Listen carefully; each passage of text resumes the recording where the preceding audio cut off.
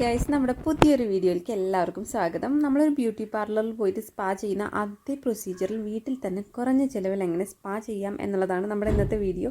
ഇതെല്ലാവർക്കും ഉപകാരപ്പെടുമെന്ന് എനിക്ക് ഉറപ്പാണ്. തീർച്ചയായും നിങ്ങളിത് ട്രൈ ചെയ്ത് നോക്കുക. കഴിഞ്ഞ ഒരു വർഷമായിട്ട് സ്വന്തമായിട്ട് സ്പാ ചെയ്ത് വിജയിച്ചതിൻ്റെ കോൺഫിഡൻസിലാണ് ഞാൻ ഈ വീഡിയോ ചെയ്യുന്നത് കേട്ടോ.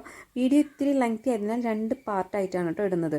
പറയുന്നത് മനസ്സിലാകുന്നതിൽ കമൻറ്റ് സെക്ഷനിൽ പറയാൻ മറക്കരുത്. അതുപോലെ ട്രൈ ചെയ്ത് നോക്കി ഫീഡ്ബാക്ക് പറയണം. ഞാൻ പറഞ്ഞ അതേ രീതിയിൽ തന്നെ ചെയ്താൽ നല്ല റിസൾട്ടായിരിക്കും. വീഡിയോ മുഴുവൻ കാണാതെ അറ്റവും മുറിയും കണ്ട് എന്നെ തെറി പറയാൻ വരരുത്. അതാദ്യം തന്നെ ഞാൻ പറയട്ടെ. സ്പാ ചെയ്യുന്നത് കൊണ്ട് ഗുണമുണ്ട്, അതുപോലെ തന്നെ ചെറിയ രീതിയിലുള്ള ദോഷമുണ്ട്. അപ്പം എന്താണ് ഗുണം എന്ന് ഞാൻ ആദ്യം പറയാം. ഒരുവിധം എല്ലാവർക്കും അറിയുന്നുണ്ടായിരിക്കും, ഇന്ന് ആളുകൾ സ്പാ ചെയ്യുന്നതിൽ അങ്ങനെ വലിയ വൈമനസ്യൊന്നും കാണിക്കാറില്ല. ഒരു പ്രാവശ്യമെങ്കിലും സ്പാ ചെയ്യാത്ത ആളുകൾ വളരെ കുറവായിരിക്കും. അപ്പം എന്തൊക്കെയാണെങ്കിലും നമ്മുടെ ഹെയർ റൂട്ടിനെയും ഹെയർ ഫോളിക്കിൾസിനെയൊക്കെ ഇത് ശക്തിപ്പെടുത്തും. അതുപോലെ തന്നെ നമ്മുടെ മെയിൻലി സ്പാ കൊണ്ട് ഉദ്ദേശിക്കുന്ന ഒരു ഡീപ്പ് കണ്ടീഷനിങ് ആണ്. അപ്പോൾ നമ്മുടെ ഇന്നത്തെ ഒരു ക്ലൈമറ്റ് എന്നൊക്കെ പറഞ്ഞാൽ ഭയങ്കര ചൂടും പൊല്യൂട്ടഡൊക്കെ ആയിട്ടുള്ളൊരു ക്ലൈമറ്റ് ആയതുകൊണ്ട് തന്നെ മുടി പെട്ടെന്ന് ഡ്രൈ ആവും, അതുപോലെ സ്കാൽപ്പ് പെട്ടെന്ന് ഡ്രൈ ആവും.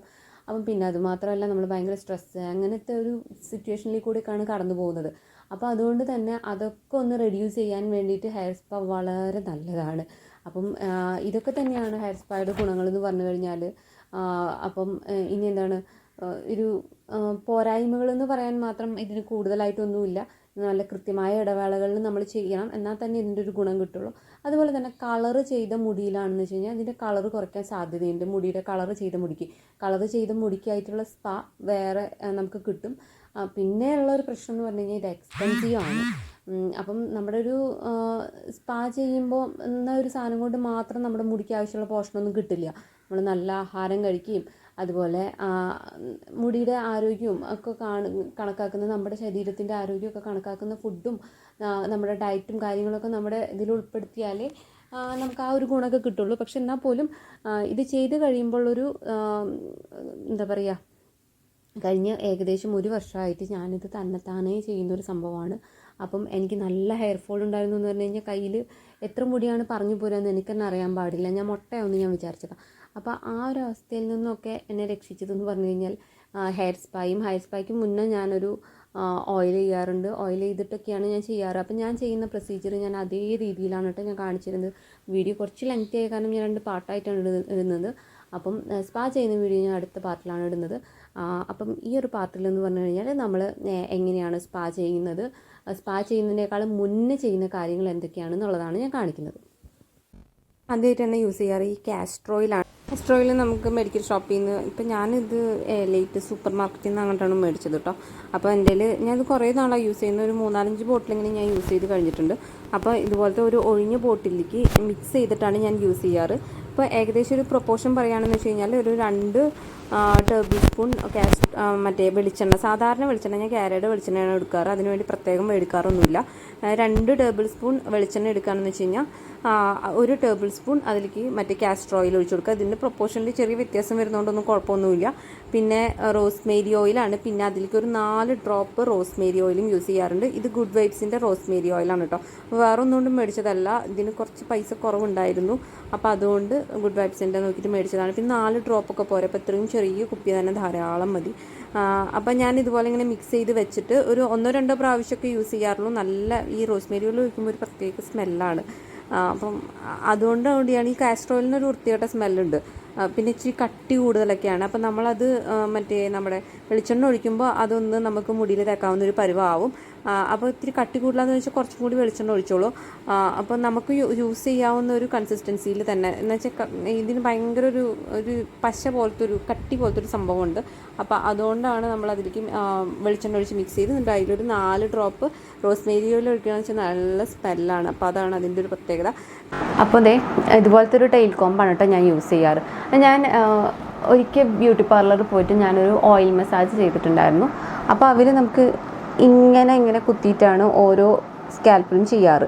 പക്ഷേ ഞാൻ പഠിക്കാൻ പോയ സമയത്ത് എന്നോട് മിസ്സ് പറഞ്ഞത് ഇങ്ങനെ ചെയ്യാതിരിക്കുന്നതാണ് നല്ലത്. പിന്നെ എനിക്കും കുറച്ചും കൂടി നല്ലതായിട്ട് തോന്നിയത് നമ്മുടെ ഈ ഒരു ഭാഗം കൊണ്ട് തന്നെ ചെയ്യുന്നതാണ്. ഈ ഭാഗം കൊണ്ട് ചെയ്യുമ്പോൾ തലയിൽ അവിടെ ഇവിടെയൊക്കെ പൊട്ടണമൊക്കെ ഉണ്ട്. ഇവിടെ നിന്നുകൊണ്ട് ഭയങ്കര ശക്തിയായിട്ട് അമുക്കാനല്ല പറയണേ. ഇങ്ങനെ ഞാൻ ഇങ്ങനെയാണ് ചെയ്യാറ്. അപ്പോൾ അതാ പറഞ്ഞുതരാം. കണ്ടോ, ഇതുപോലെ താരനുണ്ട് വെച്ചാൽ താരനൊക്കെ ഇളകിപ്പോരും. ഇത് ചെയ്ത് കഴിഞ്ഞ് ഒന്ന് ഷാമ്പു വാഷ് ചെയ്ത് കഴിഞ്ഞാൽ തന്നെ അതായത് സ്പാ ചെയ്യുന്നില്ല, ജസ്റ്റ് ഒരു ഓയിൽ മസാജ് കൊടുക്കാനാണെന്ന് വെച്ചാൽ ഇത് വളരെ എഫക്റ്റീവാണ്. ഇങ്ങനെ കണ്ടോ, ഇതുപോലെ ഇങ്ങനെ ഓരോ ഇങ്ങനെ ഇളക്കി ഇങ്ങനെയാണ് ഞാൻ ഇളക്കി കൊടുക്കാറ് കേട്ടോ. ഇതിങ്ങനെ ഓരോന്നും എടുത്ത് ചെയ്ത് കൊടുക്കും, ഓരോ സെക്ഷനായിട്ട് എടുക്കും, എന്നിട്ട് ഇതിങ്ങനെ ഇളക്കി കൊടുക്കും. ഇതിപ്പോൾ താഴെ വരെ എത്തിക്കാൻ പറ്റുമെന്ന് വെച്ചാൽ അങ്ങനെ ചെയ്യുന്നതാണ് നല്ലത്. അപ്പോൾ ഞാൻ ഫ്രണ്ടിലത്തെ ഭാഗം ഇങ്ങനെ കാണിച്ചതാണ്. പിന്നെ ഓരോ സെക്ഷൻ ഇങ്ങനെ എടുക്കുക, അതിന് വേണമെങ്കിൽ ഈ ഭാഗം എടുക്കാം. ഇങ്ങനെ സെക്ഷൻ എടുത്ത് ജസ്റ്റ് ഇങ്ങനെ സ്ക്രബ് ചെയ്ത് കൊടുക്കുക. എന്നിട്ട് ഈ ഭാഗം ചെയ്യുക. ഈ ഒരു സ്പായുടെ ബോട്ടിലിന് 500 രൂപയാണ് കേട്ടോ വില. ഇത് ബയലാഗിൻ്റെയാണ്. ഇപ്പോൾ മറ്റേ നമ്മുടെ ലോറിയലിൻ്റെ ഒക്കെ മേടിക്കുകയാണെന്ന് വെച്ച് കഴിഞ്ഞാൽ അതിന് 600-700 അത്രയും കണ്ടാണ്. ഇപ്പം ഞാൻ തൃശ്ശൂരിൽ നിന്നാണ് മേടിച്ചത്. അപ്പോൾ തൃശ്ശൂർ ഇങ്ങനത്തെ സാധനങ്ങൾ കിട്ടുന്ന സ്ഥലമുണ്ട്. ഞങ്ങൾ പഠിക്കാൻ പോകുന്ന സമയത്ത് ഞങ്ങൾ പവൻസ്, അതുപോലെ ജെയ്ക്കോ, പിന്നെന്താ സിറ്റി സൂപ്പർ മാർക്കറ്റ് അങ്ങനത്തെ എന്തോ ഒരു സംഭവം കൂടിയുണ്ട്. അപ്പോൾ അവിടെ നിന്ന് ഇത് ഞാൻ മേടിച്ചത് പവൻസിൽ നിന്നാണ് ഞങ്ങൾ കൂടുതലായിട്ട് സാധനങ്ങൾ ഞാൻ മേടിച്ചിട്ടുള്ളത്. ഞങ്ങളുടെ മിസ്സിന് അവിടെ കമ്മീഷൻ ഉണ്ടായിരുന്നുകൊണ്ട്. അപ്പം എന്തായാലും പവൻസിൽ നിന്ന് ഞാൻ മേടിച്ചതാണ്. ഇതിന് 500, ഇതിൻ്റെ മുകളിലുണ്ട് 525 രൂപയാണ്. 525 മേടിച്ചില്ല, 500 രൂപയുടെ മേടിച്ചുള്ളൂ. പിന്നെ ഈ ഒരു സംഭവം കൂടി കിട്ടും അതിൻ്റെ ഒപ്പം. ആംബ്യൂള്, ഇതാണ് ഹെയർ സ്പാ ആംബ്യൂൾ എന്ന് പറഞ്ഞിട്ട് ഹൈഡ്രേറ്റിംഗ് കോൺസെൻട്രേറ്ററാണ് കേട്ടോ അത്. അപ്പോൾ ഈ ഒരു സംഭവം കൂടി കിട്ടും. ഇത് ഡ്രൈ ആൻഡ് സെൻസിറ്റീവ് സ്കാൽപ്പിന് വേണ്ടിയിട്ടുള്ള രണ്ടും മേടിക്കാൻ വേണ്ടിയിട്ട് എനിക്കായത് 600 രൂപ. അതായത് 500 രൂപ ഇതിന് 100 രൂപയാണ് ഇതിൻ്റെ വില.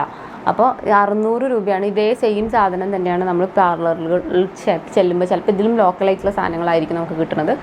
അപ്പം നമ്മൾ പറയുമ്പോൾ ലോറിയലിൻ്റെ ഒക്കെ ആണെന്ന് വെച്ചാൽ ഈ പറഞ്ഞ പോലെ 600 രൂപ 700 രൂപയ്ക്കാണ് മാക്സിമം വരുന്നത് കേട്ടോ.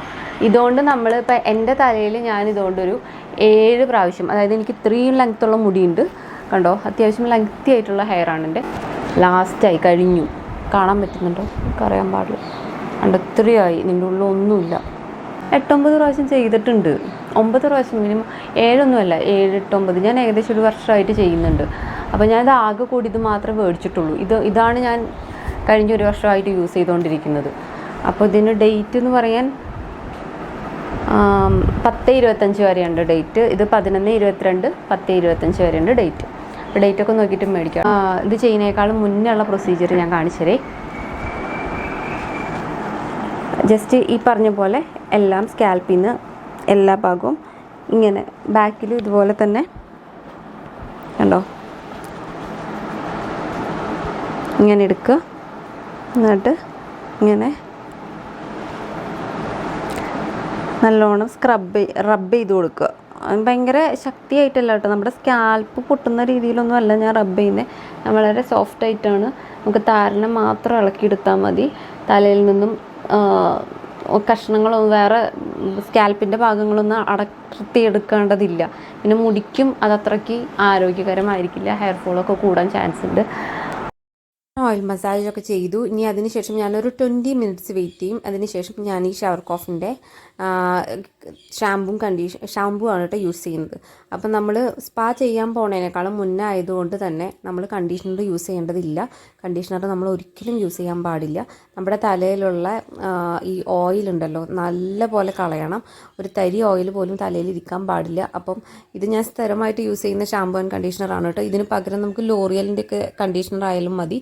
അപ്പോൾ ഇതെൻ്റെ കയ്യിലുള്ളത് കൊണ്ട് ഞാൻ എൻ്റെ ഒരു പ്രൊഫഷണൽ ആവശ്യത്തിന് വേണ്ടി മേടിച്ചതായതുകൊണ്ട് തന്നെ ഞാൻ ഇത് തന്നെയാണ് യൂസ് ചെയ്യാറ്.